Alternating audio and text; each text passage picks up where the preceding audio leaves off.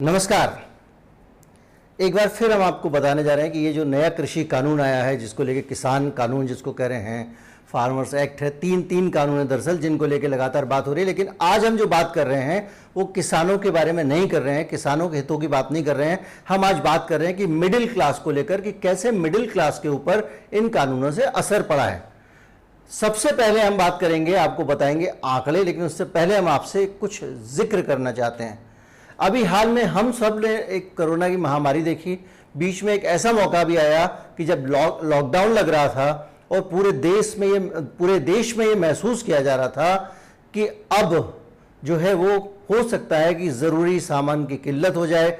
और उस मौके पर लोगों ने अपनी ज़रूरत से ज़्यादा सामान इकट्ठा करके रख लिया। आप भी रहे होंगे, बहुत सारे लोग थे जिन्होंने कुछ राशन, कुछ चीज़ें रख ली, और ताकि बुरे वक्त में अगर मान लीजिए राशन की कमी होती है, किल्लत होती है किसी वजह से, तो हमारे पास खाने की कमी ना हो। यह था आवश्यकता जनक चीज़ों को इकट्ठा करना।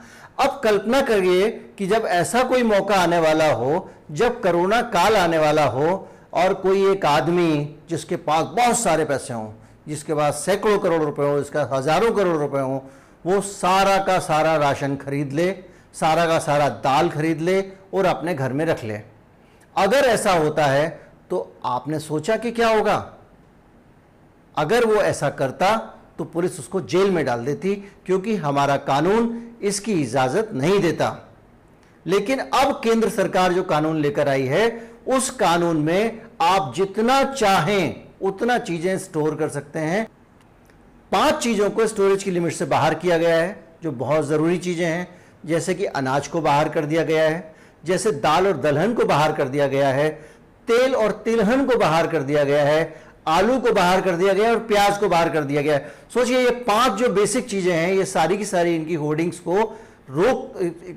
को इजाजत दे दी गई है। अब आप कहेंगे तो इसमें कौन सी बड़ी बात है, सरकार का बयान भी आ गया है। बल्कि इस कानून को जब प्रस्तुत किया जा रहा था तो हमारी जो वित्त मंत्री हैं निर्मला सीतारमण, उन्होंने साफ साफ कहा कि भारत में खाद्यान्न की कोई कमी नहीं है। इसी तरह जेपी नड्डा का बयान आया, जो बीजेपी के अध्यक्ष हैं, उन्होंने भी कहा कोई कमी नहीं है। उसके बाद पूरा सोशल मीडिया सेल और बहुत सारे बीजेपी के जो समर्थक हैं वो इस बात को बताने में जुट गए कि हिंदुस्तान में खाद्यान्न की कोई कमी नहीं है। लेकिन क्या सचमुच हिंदुस्तान में ये 5 चीजें इतनी भरपूर हैं? इसकी हम पड़ताल करेंगे और जांच करेंगे। चौंकाने वाली सूचना आपको मिलने वाली है, और आपको इसके बाद में हम ये भी बताएंगे कि इस कानून को जो हटाया गया उसका सबसे ज्यादा फायदा कौन होगा, किसको होगा, कौन वो व्यक्ति है। लेकिन उससे पहले हम आपको बताते हैं कि देखिए भारत में खाद्यान्न की आयात की स्थिति क्या है। जो ग्राफिक्स आप स्क्रीन पे देख रहे हैं, इसमें आप देख रहे होंगे कि किस तरह से भारत लगातार जो है पिछले 1 दशक में जो आत्मनिर्भरता अनाज के मामले में, वो देश अब कमी होने लग गई है, वहां अनाज की आयात ज्यादा होने लग गई, मलेशिया से आ रहा है। ये हम इसलिए बता रहे हैं क्योंकि सरकार कह रही है किल्लत नहीं है। देखिए, जब किल्लत होती है तब कालाबाजारी बढ़ती है और काला बाजारों को उसका फायदा मिलता है। लेकिन अगर आपने कालाबाजारी को सफेद बाजारी कर दिया है और किल्लत की जब बात हो रही है, तो हम आपको दूसरा एक और तथ्य आपके सामने लेके आएंगे। आपसे एक्सपर्ट से भी बात कराएंगे जिन्होंने बहुत सारा काम किया है। तो देखिए, ये हुआ। इसके बाद आते हैं तिलहन के बाद में। खाने के तेल पे सरकार ने खुद एक खाद्य तेल मिशन तैयार किया। उसका कहना है कि साहब हम 10%, 20% केवल खाने का तेल अपना पैदा कर पा रहे हैं, बाकी सारा तेल बाहर से आता है। अभी मत पूछेगा कि उसका कारोबार कौन करता है, कौन कौन लोग हैं जो इस खाने के तेल से जो है वो नहा रहे हैं, खूब दौलत लूट रहे हैं। वो कौन लोग हैं वो आपको बताने की जरूरत नहीं है, क्योंकि हमारा मुद्दा जो है वो विषय है, व्यक्ति नहीं है। खाने के तेल में सरकार ने कहा, एक और चीज बताता हूं, गेहूं को लेकर।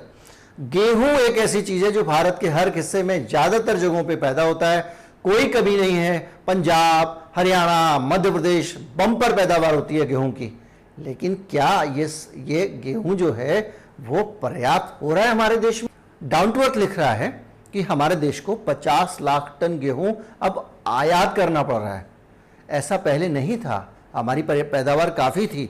आप हमारी कृषि नीति देखिए, हमारे किसानों की क्या दिशा जा रही है, इससे अंदाजा लगाइए कि हमारे अपने ज़रूरत का जो खाने पीने का सामान है, अनाज है, वो अब विदेशों से आने लगा है। ये मैं नहीं कह रहा हूं, डाउन टू अर्थ की रिपोर्ट कह रही है, जो आप स्क्रीन पे देख रहे हैं। आप पढ़ना चाहें तो इस वीडियो को पॉज करके उसको पढ़ भी सकते हैं। आप कहेंगे मीडिया रिपोर्ट्स हैं, मीडिया रिपोर्ट्स आती रहती हैं, जाती रहती हैं। मीडिया कोई कह देता है कि ये बिकाऊ मीडिया है, कोई कह देता है ये गोदी मीडिया है, लेकिन भारत के उपराष्ट्रपति पर तो आप विश्वास करेंगे ना। ये जो अगली जानकारी मैं आपको देने जा रहा हूं भारत में अन्न की किल्लत की, एक तरफ जमाखोरी की बात को दिमाग में रखिए और दूसरी तरफ किल्लत को दिमाग में रखिए, तो ये भारत के उपराष्ट्रपति वेंकैया नायडू का भाषण है, जो पूरा भाषण शब्दशः मेरे पास मौजूद है। उपराष्ट्रपति की जो वेबसाइट है भारत सरकार के, उनकी वेबसाइट पे ये पड़ा हुआ है। 19 मई 2019 को आंध्र प्रदेश के गुंटूर में उन्होंने भाषण दिया। वेंकैया नायडू कहते हैं कि दलहन की जरूरत को पूरा करने के लिए भारत रूस और अमेरिका से दालें इंपोर्ट कर रहा है, ये हमारी स्थिति है। वो लिखते हैं कि विभिन्न देशों से 4.2 मिलियन टन का आयात भारत को करना पड़ रहा है क्योंकि दलहन की कमी है। सिर्फ दलहन नहीं, वेंकैया नायडू और भी बहुत सारी चीजों पे विचार रखे हैं, बहुत पुरानी बात नहीं है। मैं आपको सिर्फ ये बताना चाह रहा हूं कि भारत में जो है वो किस तरह से कमी है अनाज की, तेल की, सब्जियों की, जिसमें खासतौर पे आलू प्याज है जिसकी होर्डिंग को आपने जो है वो इजाजत दे दी है। भारत में किस तरह से दलहन की कमी है, भारत में किस तरह से तिलहन की कमी है, अनाज की कमी है। अब देखिए आपको बताता हूं कि भारत दालों का सबसे बड़ा आयातक देश है। ये मैं नहीं कह रहा हूं, ये भारत के उपराष्ट्रपति कह रहे हैं, वेंकैया नायडू। ये भारत के उपराष्ट्रपति की वेबसाइट पे ये अवेलेबल है। मैं आपको उस वेबसाइट का नीचे लिंक भी दे दूंगा, वहां आप चाहें तो उनका पूरा भाषण पढ़ सकते। उपराष्ट्रपति ने चावल की स्थिति पर भी चिंता व्यक्त की है। उन्होंने बताया है कि भारत में खेती का उत्पादन जो है वो औसत प्रति हेक्टेयर 3 टन है, जबकि वियतनाम में ये 5 टन है। आप सोचिए, 1 हेक्टेयर में हमारा किसान 3 टन अगर पैदा करता है तो वियतनाम का 5 टन पैदा करता है। और ये जो है इसी प्रकार से जो इजिप्ट में जाएंगे, मिस्र वगैरह में जाएंगे तो 7.7 टन, और कहां हम 3 टन। सरकार किसानों की मदद के लिए क्या कर रही है, क्या नहीं कर रही है, अलग बात है। लेकिन जो भारत खाद्यान्न में आत्मनिर्भर हुआ था, वो आत्मनिर्भरता खत्म हो चुकी है। और जब इस देश में अनाज की किल्लत है, उसी वक्त इस देश में हमारी ये सरकार अनाज के जो भंडारण है, होर्डिंग है, उस पर रोक जो लगी हुई थी, उस रोक को हटाने का काम कर रही है। अब मैं आपको बताता हूं कि जब हमने शुरुआत की थी वीडियो की, तो आपको कहा था मिडिल क्लास पे कैसे असर पड़ेगा। अब आप सोचिए कि एक किसान है जो अपने घर के बाहर मंडी में जो जाके सामान बेचता था ताकि बीच में कोई उसका सामान ना झपट ले। ये कानून इसलिए आया था कि जब किसान खेती करता था तो उसको कुछ लोग थोड़ा सा फाइनेंस कर देते थे, थोड़ा सा खेती के लिए, बीज के लिए पैसे देते थे। उसके बाद में वो उसको मजबूर करते थे कि जब आपने खेती की है तो वो अनाज आपको मुझे ही बेचना पड़ेगा, आप किसी और को नहीं बेच सकते, क्योंकि मैंने आपको पैसा दिया है। वो औने पौने दाम पे किसान की मेहनत का सामान खरीद लेता था। तो सरकार ने कानून बनाया कि अब तो सामान मंडी में ही बेच सकते हो, ताकि कोई घपला ना हो। मंडी में शुल्क देना पड़ता है, एक अलग बात है, लेकिन वो बीच में ये नहीं था कि कोई उसका फायदा हो। अब सरकार ने क्या किया, इन एक्ट में कॉन्ट्रैक्ट फार्मिंग जो होती है, कॉन्ट्रैक्ट फार्मिंग को ही इजाजत दे दी है। कॉन्ट्रैक्ट फार्मिंग को इजाजत देने का मतलब यह है कि अब कोई आदमी कहेगा भैया ये लो बीज, अपने खेत में उगाओ और हमको ही बेचो, आप कहीं और नहीं ले जा सकते, और मैं अनलिमिटेड स्टोर कर सकता हूं। मैं आपको बताऊं कि अभी तक जो दाल के आयातक बहुत बड़ी कंपनियां थी, 2 नाम नहीं लूंगा फिर, लेकिन नाम जब मैं कहता हूं नाम नहीं लूंगा तो अपने आप समझ जाते हैं किसके नाम की बात हो रही है। तो कुछ ऐसी कंपनियां थी जो भारत में जब दालें सस्ती होती थी तो उनको एक शिप में भर के यहां से रवाना कर देती थी सिंगापुर के लिए, एक्सपोर्ट हो रहा है। उन कंपनियों के रूट सिंगापुर में थे, और बाद में जैसे ही दाम बढ़ता था तो वो जहाज वैसा का वैसा जो समंदर में खड़ा हुआ था वापस इंडिया में आ जाता था और मोटा पैसा कमाया जाता था।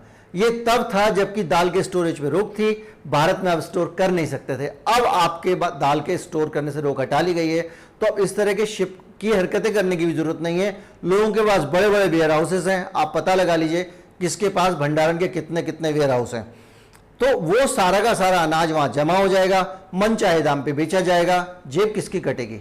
मिडिल क्लास की कटेगी। दूसरा उदाहरण देता हूं, एक कंपनी बहुत बड़ा रिटेल का बिजनेस हिंदुस्तान में शुरू कर रही है, गली गली मोहल्ले मोहल्ले में उसके मॉल्स होंगे, उसकी दुकानें होंगी। वो कंपनी किसान से सीधे दाल खरीद लेगी, और जब वो सारी की सारी दाल उठा लेगी, क्योंकि उसको पूरी गली और मोहल्ले में बेचना है, अगर उसने 30% दाल भी उठा ली तो वो तय करेगी हिंदुस्तान में दाल का दाम क्या हो। आप नहीं करेंगे, तब मिडिल क्लास को पता चलेगा कि उसकी जेब पे कितना फटका लग रहा है।